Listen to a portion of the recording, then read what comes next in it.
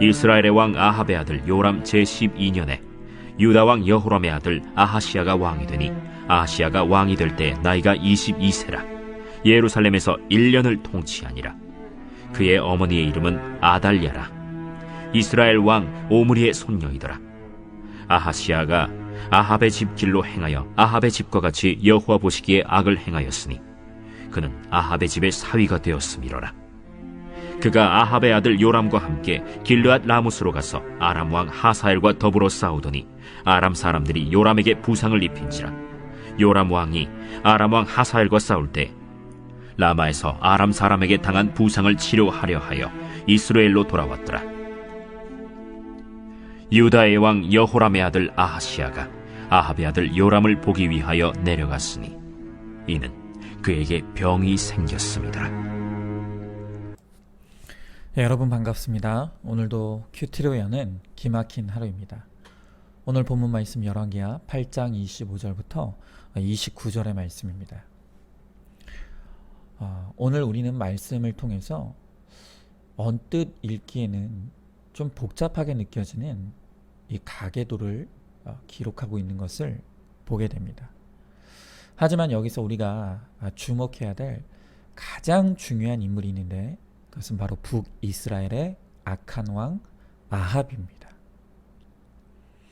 이 아합으로부터 나온 그의 자손들이 북이스라엘과 남유다에게까지 퍼져서 왕가를 이루게 되고 그리함으로 말미암아 아합 가문의 이 뿌리 깊은 악이 확장되어져 가는 모습을 우리는 성경을 통해 보게 되는 것입니다. 오늘 등장하는 이 남유다의 아하시야 왕은 아합의 딸인 아달랴와 또 남유다의 왕인 여호람의 혼인 관계에서 나온 그 아들입니다. 즉 오늘 여기 등장하는 이 아하시야 왕은 아합의 손자인 것입니다. 이렇게 몇 세대에 걸쳐서 아합의 악한 영향력은 북이스라엘과 남유다 전체에 매우 큰 영향을 미쳤습니다. 그리고 이것은 몇 세대에 걸쳐서 이 이스라엘 전체에 가장 이 영적 암흑기를 가져오게 만듭니다. 오늘 말씀에서 가장 핵심이 되는 구절이 바로 27절입니다. 27절에 보면 이 아하시야 왕이 악을 행했다고 평가하고 있습니다. 그런데 성경이 오늘 우리에게 제공하는 매우 중요한 초점은 무엇이냐면 그 아하시야의 그 악한 성향이 어디로부터 온 것이냐 하는 것입니다.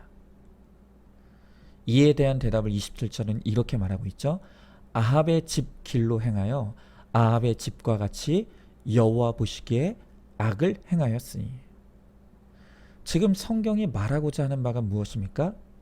그가 이 아하시야 왕이 여호와 보시기에 악을 행했던 것은 개인의 일탈의 결과가 아니라는 것입니다. 그것은 그의 할아버지인 아합이 그렇게 행하고 가르친 결과이고 또한 그것은 그의 어머니인 아달랴가 그대로 답습하여 또한 가르친 결과이며 그 어머니의 악함을 그 아들이 물려받아 그와 똑같이 행하게 되었다는 것입니다.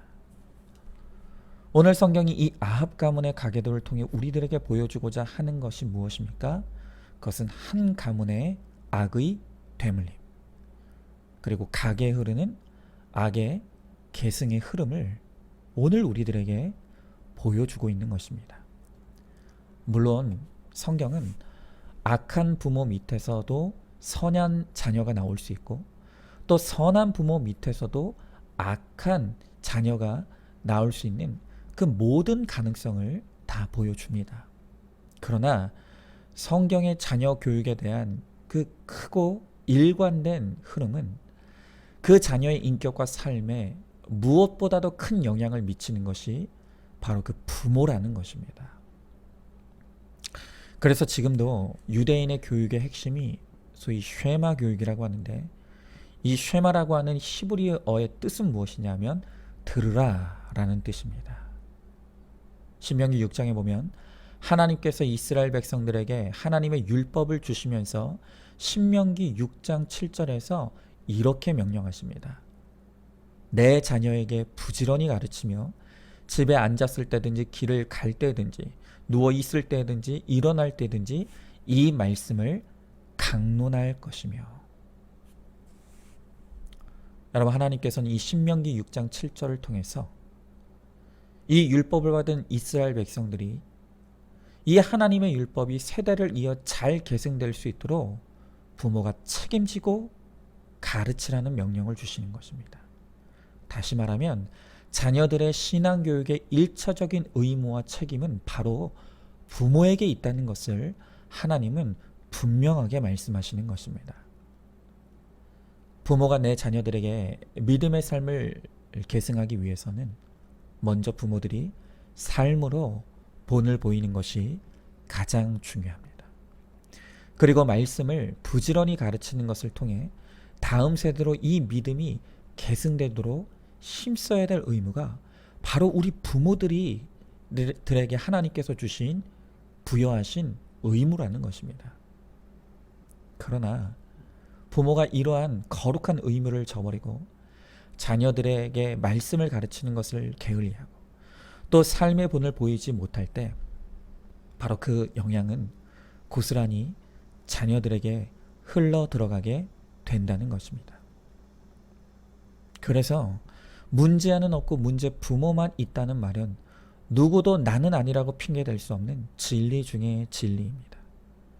자녀는 내 삶의 결론이고 내 믿음의 결론입니다. 자녀가 곧 나이고 자녀는 나를 비추는 가장 깨끗한 거울입니다. 저는 이와 관련해서 오늘 정말로 전에 한 번도 해본 적이 없는 부끄러운 저의 죄를 오늘 오픈하고 고백하려고 합니다. 이번 주였습니다.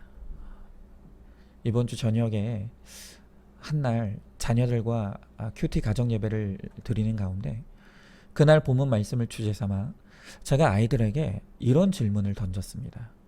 얘들아, 혹시 다른 사람은 모르겠지만 하나님과 나만 아는 내가 나의 마음과 생각으로 몰래 짓고 있는 죄가 무엇이 있니?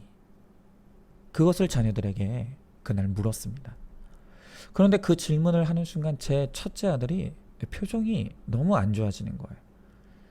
그래서 제가 이 아이에게 뭔가 있구나, 그것을 눈치채고 아들에게 하나님께 솔직하게 고백하는 죄는 하나님도 용서해 주시고 아빠도 용서해 주니까 걱정하지 말라고, 오늘 꼭 고백했으면 좋겠다고.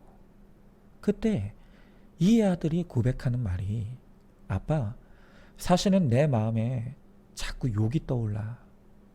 그래서 그 욕을 속에서 계속하고 있어. 나도 하기 싫은데 자꾸 생각나서 나도 괴로워. 그렇게 고백하는 것입니다. 그래서 여기서 멈추면 안 되겠다 싶어서 다시 물었습니다. 그러면 너는 속에서 어떤 욕을 하고 있니? 어떤 욕을 구체적으로 하고 있니? 라고 물었습니다.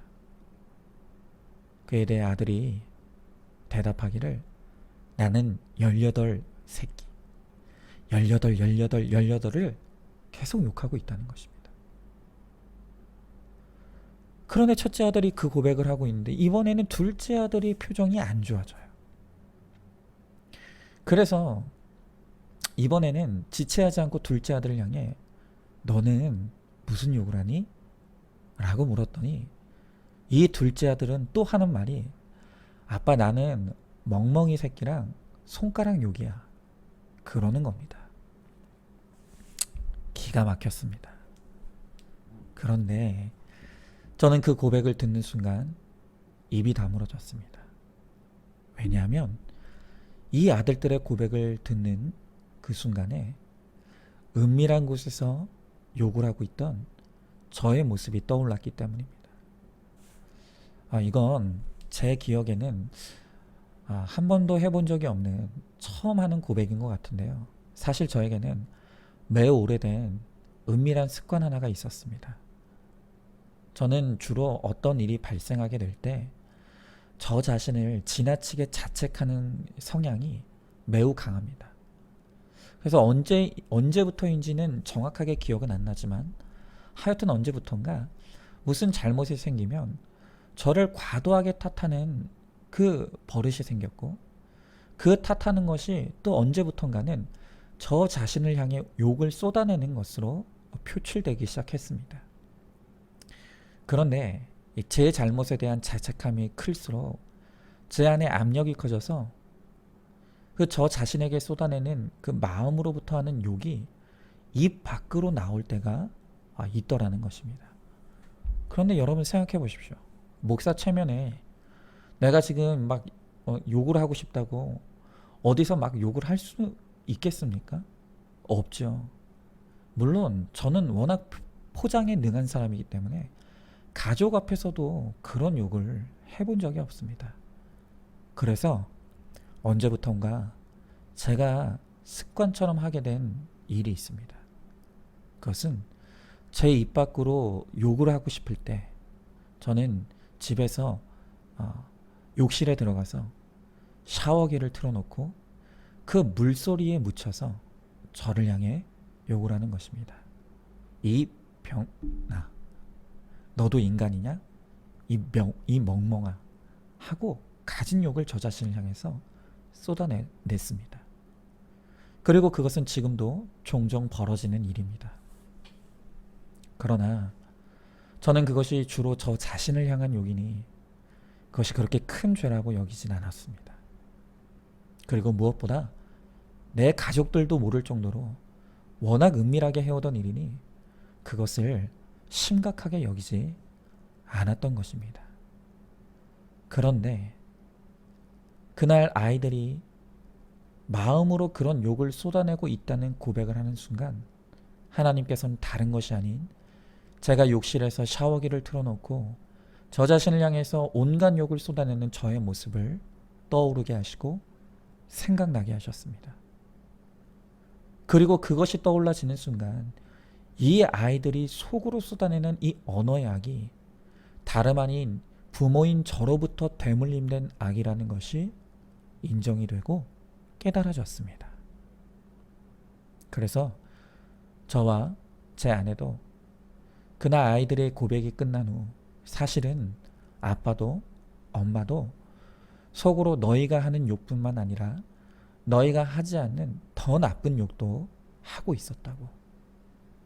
엄마 아빠가 먼저 하나님 앞에 회개하겠다고. 너희들에게 그런 욕을 하도록 해서 미안하다고 그렇게 고백했습니다. 그리고 다 같이 손을 잡고 그가 마음으로 몰래 하던 욕들을 하나하나 입술로 고백하면서 회개하는, 이걸 아름다운 장면이라고 해야 될지 뭔지는 모르겠지만 그러한 장면이 연출됐습니다. 그리고 그날 이후로 저는 그런 욕지기가 제 안에서 올라오는 것을 느낄 때마다 이것이 내 개인의 문제가 아니라 자녀들에게까지 영향을 미치는 매우 심각한 영적인 문제라는 것을 인식하게 되었고, 자녀들을 위해서라도 내가 이 악한 습관을 끊어야 되겠다는 것을 결단하고 또 의식하면서 이것을 끊어내는 싸움을 시작하게 되었습니다. 제가 이제 많은 성도님들의 죄 고백을 듣다 보니 제일 마음 아픈 고백이 하나가 있습니다. 그것은 부모님들 가운데는 자녀들 가운데 유독 내가 못마땅하고 솔직하게 마음으로 좀 미워하는 자녀가 있는데, 그런데 그 자녀를 못마땅하고 미워하는 이유가 다른 것이 아니라 그 자녀가 나를 닮았기 때문에 그렇다고 말하는 것입니다. 저는 그 고백을 들을 때마다 참 마음이 아픕니다. 여러분, 그 자녀가 나를 닮았다는 것은 내가 못마땅해 해야 될 일이 아니라 사실은 그 자녀를 향해 미안해야 될 일이고 사과해야 될 일이죠. 그리고 무엇보다 회개해야 될 일입니다. 사실 우리 부모들이야 우리의 선택으로 자녀를 낳은 것이지만 우리의 자녀들에게는 아무 선택권이 없었습니다. 태어나 보니 내 부모가 부모였고, 그리고 나의 의지와 상관없이 그 부모로부터 좋은 것이든 나쁜 것이든 그냥 받아들이게 된 것입니다. 그러면 우리는 내 자녀가 나로 말미암아 안 좋은 것까지도 물려받았다는 사실을 인정하고 내 자녀들에게 미안함을 가지고 그 연약함과 악함을 부모인 내가 먼저 말씀으로 끊어내고 그것을 이겨내는 모습을 보여줌으로써 내 자녀들도 그 연약함과 악함을 끊어낼 수 있도록 돕고 섬겨야 할 것입니다. 여러분, 복음은 능력입니다.